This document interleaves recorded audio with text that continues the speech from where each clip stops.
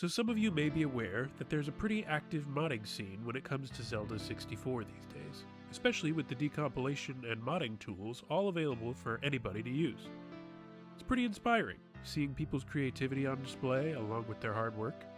Lord knows how much blood, sweat, and frustrated tears get poured into trying to figure out why their mod keeps crashing, only to find out it was some random value they forgot to change by one number because programming is a nightmare. The scene is so active, in fact, that every now and then they hold competitions centered around creating hacks with certain themes. Themes like escape rooms, horror, parallel worlds. It always gets the creative juices flowing and showcases how versatile you can really make something, even in a game engine we all know and love from our childhoods. But this video isn't about those other themes. It's actually focusing on the most recent competition they had that finished up just this January, which had some of the most interesting and in-depth entries I've seen to date from any of these competitions. The theme for this one? Crossover. Yep, crossover. Which means our boy Link encountering strange new worlds and trying to spin attack his way through them, all with custom items, bosses, enemies, areas. It's really above and beyond anything I could have hoped for, and that's saying something given some of the hacks I've seen. I really can't imagine how each team or artist managed to make these in essentially 2 months, but I wish I had half that ability because holy moly, y'all did amazing. But in order for me to gush properly, we should take a closer look at these one by one to see the goods in full. I'm going to save the 3 that actually won the competition for the end, so we'll sort of be building up the hype bit by bit. Let's go. Now, I'm not entirely sure how you even come up with this, but I'm here for it. If you're confused about what this is crossing over, God bless you, you sweet summer child. But those of us in the Unk range will certainly remember the days of Jimmy Neutron and its prevalence. Nowadays, it only exists as a collection of memes, but it was once one of those properties that seemed to be everywhere. It's definitely one of the stranger entries on this list, with a handful of areas that do their best to recreate Jimmy's backyard and his room. But you know, I don't remember Jimmy's room having so many wolfos. Goddard? Is that you? Now you'd think with a title like Lawnmower Quest, it'd be about cutting grass, right? Wrong. In fact, there's not a single blade of grass here to cut anywhere in this whole hack. False advertising. But I guess it's just the dev being cheeky. Mostly, you'll be wandering around Jimmy's backyard looking for items and hitting switches while dodging these moblins who've decided to move in like a bunch of moles. Looks like you're going to the Shadow Realm, Jimbo.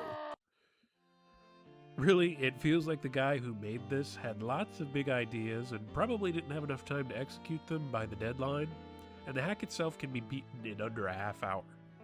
But I did admittedly chuckle a few times at the sheer absurdity of it all. It's almost worth it just for that. And this totally not Temple of Time as the endpoint with the statue of a lawnmower does feel like a perfect encapsulation of the madness.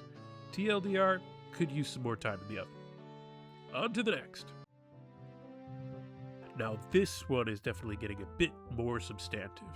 Here you got Link, summoned by the princess to look into some disturbances coming from the nearby forest at night, only for him to be whisked away into a foreign land. A land of isometric maps to wander about and admire, towns to explore, and even turn-based battles to take part in.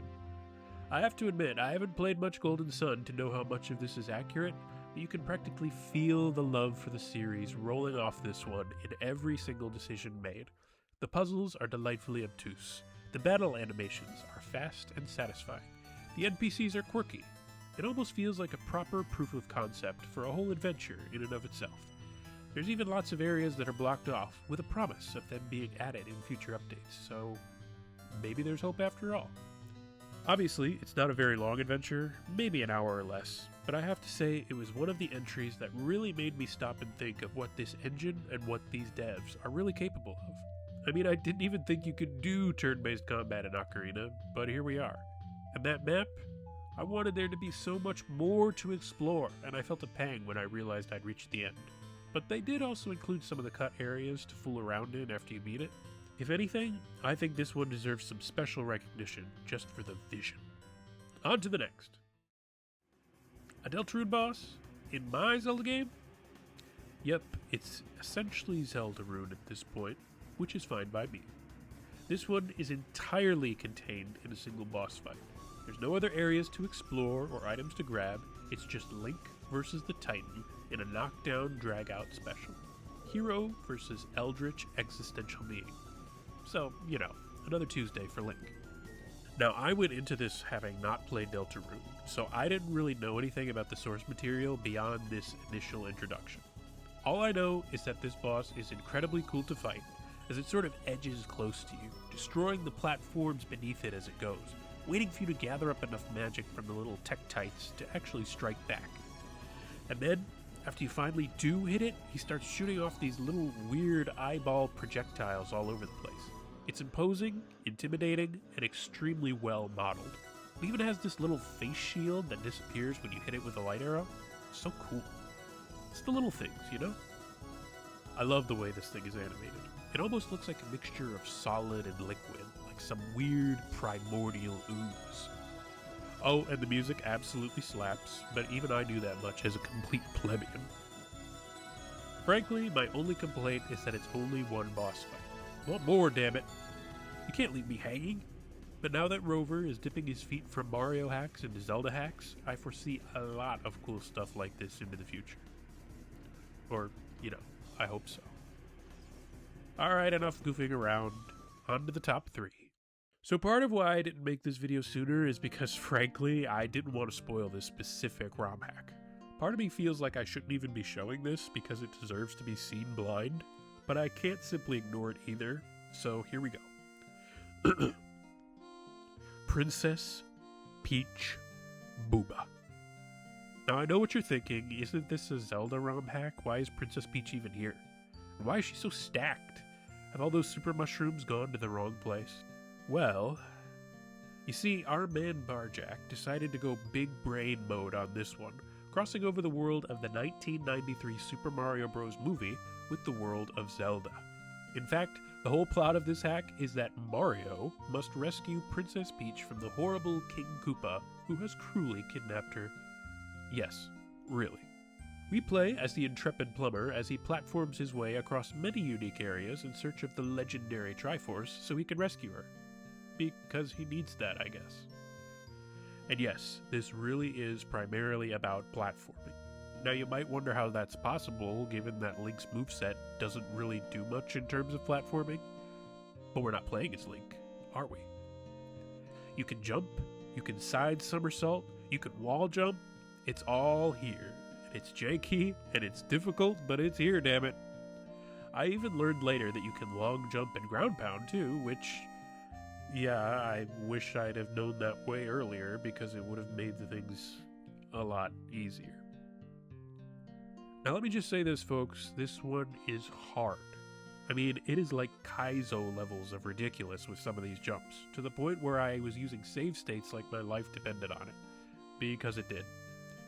Don't get me wrong, I appreciate a challenge, but I think it would be a much harder sell without those save states, especially if I'd fallen all the way down Wario's gold mine and had to start over.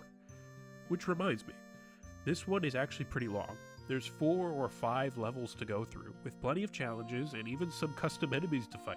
Custom bosses, too. I can't say they skipped on this, to the point where by the end I felt like it was an actual complete experience, even if that experience was some mixture of hilarity and torture. And oh boy, that final boss.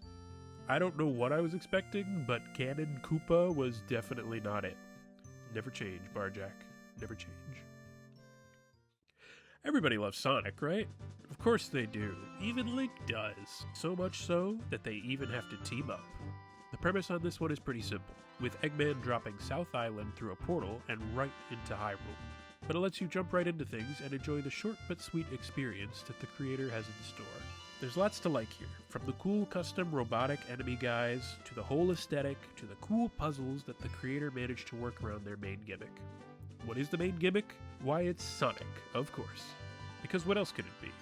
Somehow, Eggman managed to lock the blue blur up just before transporting everything to Hyrule.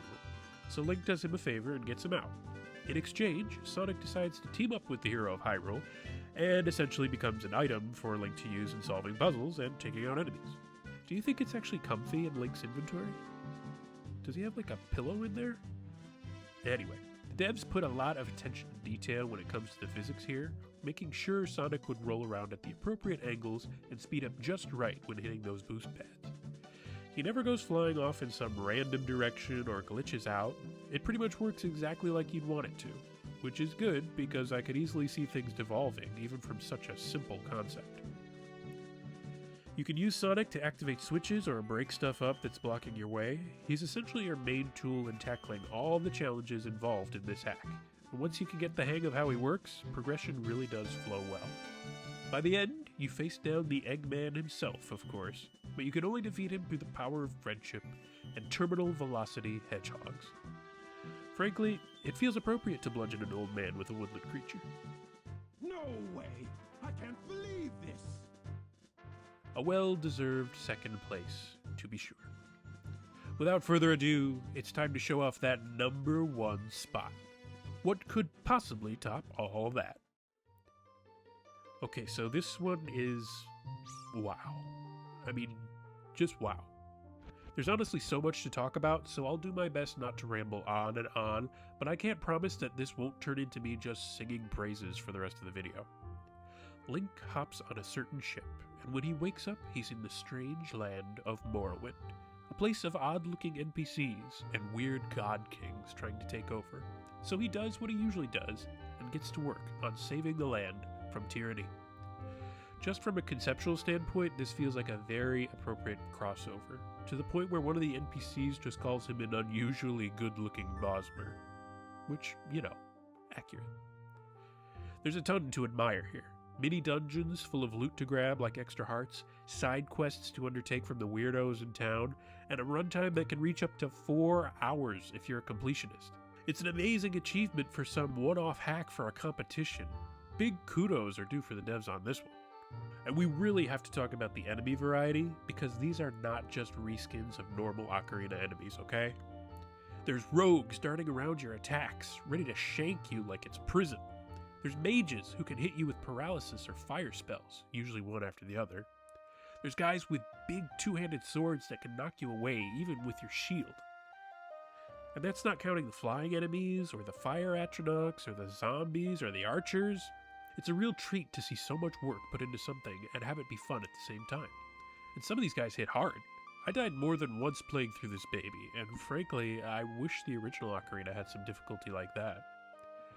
There's plenty of stuff to do, tunics and weapons to grab, and upgrades for said weapons that you can get through the blacksmiths, which also incentivizes you to do the quests for some much needed cash.